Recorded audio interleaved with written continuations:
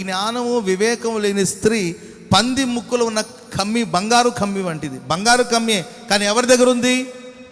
పంది ముక్కుకు ఏర్పాటు చేసిన కమ్మి వంటిది. అది బురదలో దాన్ని ముంచుతుంది.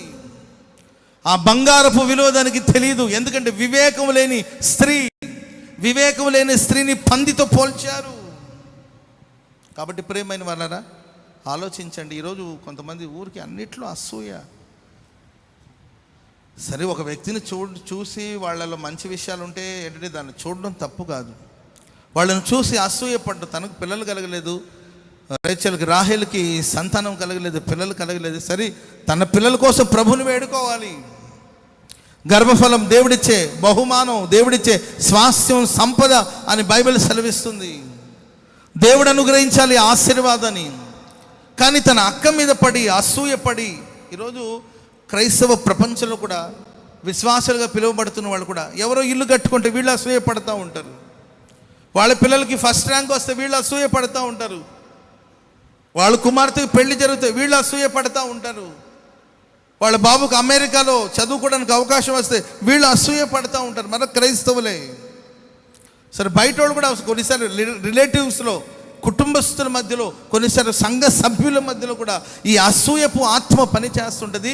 నీవు ఎవరైనా చూసి అసూయతో రగిలిపోతున్నావు అంటే దానికి అర్థం నీవు అవివేకివి, నీవు అజ్ఞానివి, నీవు బుద్ధిహీనుడివి.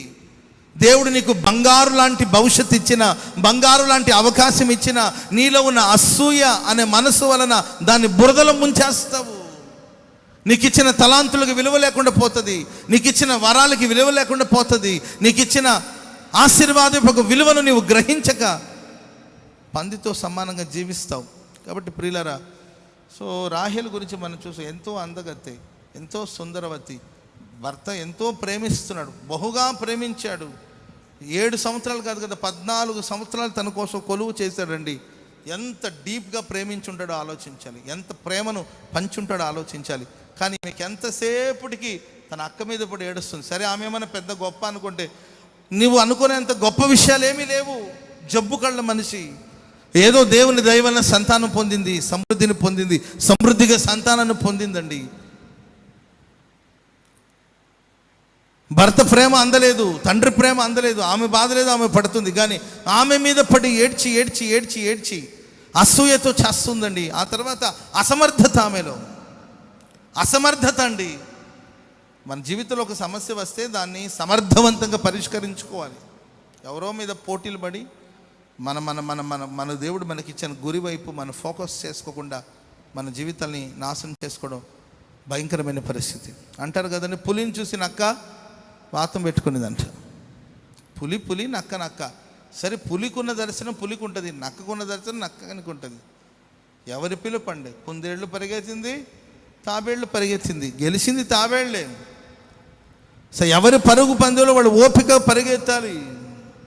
సరే, కొన్నిసార్లు మన కళ్ళ ముందు కొందరు ఆకర్షణ, చాలామందికి ఏదో ఒక భావన, నేను మధ్యతరగతి కుటుంబంలో పుట్టాను, నేను ఆ ఫ్యామిలీలో పుట్టుంటే ఎలా ఉండేదో, మాకేమో మా నాన్నేమో ఈ ఉద్యోగం చేశాడు, మా అమ్మ ఏమో ఇట్లుంటుంది, అమ్మ ఇంటి నిండా పిల్లలు అనకూడదు కానండి. కొంతమంది పందిని కన్నట్టుగా అన్నారు ఇంటి నిండా పిల్లల్ని. మా ఇంట్లో ఏం చేద్దాం, ఒకరో ఇద్దరు ఇంటి ఎంత బాగుండేదో అసలు, ఇంతమంది పిల్లలు ఎవరికైనా కొనిస్తాడు, ఎవరి మీద అయితే దృష్టి పెడతాడు మా నాయన, ఏం చేద్దాం మన చేప అని చెప్పి ఎవరినో చూసి వాళ్ళు చూడు ముచ్చటగా 2 పిల్లలు, వాళ్ళ నాన్న చూడు ఎట్లా చదివి బైక్ మీద వస్తున్నారు, వాళ్ళు మనం ఏమో ఎర్ర బస్సులో పోతున్నాం. వాళ్ళు చూడు రోజుకు ఒక డ్రెస్సు, వేసిన డ్రెస్ మళ్ళీ 8ల, వేసిన జ్యువెలరీ మళ్ళీ 8ల, వేసిన చెప్పులు 8ల, వేసిన క్లిప్పులు 8ల. ఏంటంటే ఎన్ని క్లిప్పులు వేసినా ఎన్ని చెప్పులు వేసినా మనిషి ఆమె కదండి. ఎవరినో పోల్చుకొని ఎవరినో చూసి వాళ్ళ మీద అసూయపడి ప్రియులారా, అసూయ అనేది రోజు రోజుకి మనల్ని బలహీనపరుస్తుంది. అసూయ అనే చేదు మనల్ని పాడు చేస్తుంది. అసూయ అనేది మనల్ని కృంగదీస్తుంది, మనల్ని భ్రష్టులుగా చేస్తుంది, మనల్ని నరహంతకులుగా చేస్తుంది. హేబేలు అర్పణను దేవుడు స్వీకరించాడు, కయ్యూను అర్పణ దేవుడు స్వీకరించలేదు. దానికి ఎవరిని మన దోషిగా నిలపగలుగుతుంటే ఎవరిదండి దోషం? హేబేలు అర్పణ దేవుడు అంగీకరించాడు, కయ్యూను అర్పణను అంగీకరించలేదు. నా అర్పణను ఎందుకు అంగీకరించలేదు, కారణాలు ఏంటో కనుక్కొని, ఓహో ఈ అర్పణ దేవుడు నచ్చలేదా, సో మార్చుకుందాం, నెక్స్ట్ టైం బెటర్గా మనం ఇద్దాం ప్రభుకి. సో ఈ టైం మనం ఫెయిల్ అయ్యాం, నెక్స్ట్ టైం బెటర్గా దేవుడికి తీసుకెళ్దాం, అర్పణ తీసుకెళ్దాం, ఈసారి గెలుద్దాం. ఇలా ఆరోగ్యకరంగా ఉండాలి కానీ పోటీ, ఆరోగ్యవంతంగా ఉండాలి కానీ పోటీ. ఎంతగా ఆయన అసూయపడ్డాడంటే తన సొంత తమ్ముడిని చంపి, సొంత తమ్ముడిని చంపి నరహంతకుడు మారాడు. కయ్యూని యొక్క శ్రేష్టత ఏంటంటే ప్రియులారా, భూమి మీద పుట్టిన సంతానంలో మొట్టమొదటి సంతానం కయ్యూను. భూమి మీద పుట్టిన వారందరిలో మొట్టమొదటి సంతానం కయ్యూను. కానీ అతనికి వచ్చిన బిరుదు ఏం తెలుసండి? ఆయన దుష్ట సంబంధిగా మారిపోయాడు. సాతాను విత్తనం అతనిలో పడింది, సాతాను నైజం అతనిలో పడింది. సాతాను దుష్టుడు అంటే సాతాను సంబంధిగా, సాతాను సొత్తుగా మారాడు. ప్రపంచంలోనే ఈ సృష్టి అంతట్లో మొట్టమొదటి సంతానం కయ్యూను. కానీ శ్రేష్టమైన స్థానంలో ఉండవలసిన వాడు, అనేకులకు మాదిరిగా ఉండవలసిన వాడు, అనేకులకు ఆదర్శంగా ఉండవలసిన వాడు, ప్రపంచానికి రోల్ మోడల్గా ఉండవలసిన వాడు, ప్రపంచానికి మోటివేషన్ అందించవలసిన కయ్యూను జస్ట్ అసూయండి. చిన్న ఆఫరింగ్ సెక్షన్ అనమాట, చిన్న కానుక తీసుకెళ్లారు, స్వీకరించలేదు. హేబెల్ స్వీకరించాడు. ఏరా హేబెలు, నీ కానుక ఎందుకు స్వీకరించాడు దేవుడు?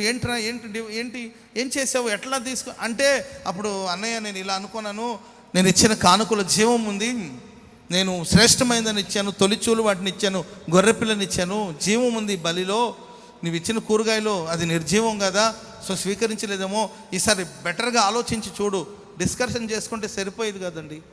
చిన్న అసూయ. దేవుడు అన్నాడు, ముందుగానే చెప్పాడు, నువ్వు సత్క్రియ చేసినడలా నీ తల పైకి ఎత్తబడుతుంది. ఒకవేళ నువ్వు సత్క్రియ చేయకపోతే పాపం నీ వాకిట పొంచి ఉంది. ప్రియులారా, ప్రతి ఇంట వాకిట ఓ స్త్రీ రేపురాన్ని బోర్డేస్తావేమో. చిన్నప్పుడు ఏంటండి దయ్యాలు వస్తాయని చెప్పేసి ఓ స్త్రీ రేపురా అని అన్ని గుమ్మాల మీద రాసేవాళ్ళు చిన్నప్పుడు. నేను కూడా రాశా, మా బజార్లో ఉన్న వాళ్ళందరింటి మీద రాసా ఓ స్త్రీ రేపురా అని. ప్రియమైన వాళ్ళరా, బైబిల్ చెప్తుంది రేపు రావడం కాదు, ఎప్పుడు 24 hours నీ గుమ్మంలోనే ఉంటుంది. రేపురా అంటే అది ఏంటండి, అది నీ చదువులు చూసేసి వెళ్ళిపోతుంది అనుకుంటున్నావేమో, పిచ్చి భ్రమ. పాపం సాతానుడు నీ వాకిట పొంచి ఉంటాడని బైబిల్ చెప్తుంది. అతడు నీ లోపలికి ఎప్పుడు నువ్వు సత్క్రియ చేయని ఎడల, మంచి పని చేయని ఎడల, నువ్వు సత్క్రియ చేసావనుకో తల పైకి ఎత్తుకుంటావు, సత్క్రియ చేయని ఎడల పాపం వాకిట పొంచి ఉంది. యవనస్తులారా, మంచి క్రియలు చేయండి, సత్క్రియలందు ఆసక్తి కలిగి ఉండండి. వాళ్ళ మీద వీళ్ళ మీద అసూయ పడిపోయి నీ బంగారు భవిష్యత్తును పాడు చేసుకుంటున్నావు. ఎవరితో నీకు పోటీ? చూడండి, అసూయని దేవుడు ముందుగానే వార్నింగ్ ఇవ్వకుండా ఏముండదు. దేవుడు ఇప్పటికీ ఎన్నిసార్లు వార్నింగ్ బెల్లు మోగుతూనే ఉంది, చెప్తానే ఉంటాడు. దేవుడు ఏదో ఒక సందర్భంలో మనకు గుర్తు చేస్తూ ఉంటాడు. ఆదమర్చి బ్రతుకుతున్నావేమో, జాగ్రత్త పడాలి. ప్రియులారా, అసూయకు చోటు ఇచ్చాడు, తమ్ముడిని చంపేశాడు. చరిత్రలో ఏంటండి, మానవ జాతికి మొట్టమొదటి సంతానమైన కయ్యూను కళంకం తెచ్చుకున్నాడండి.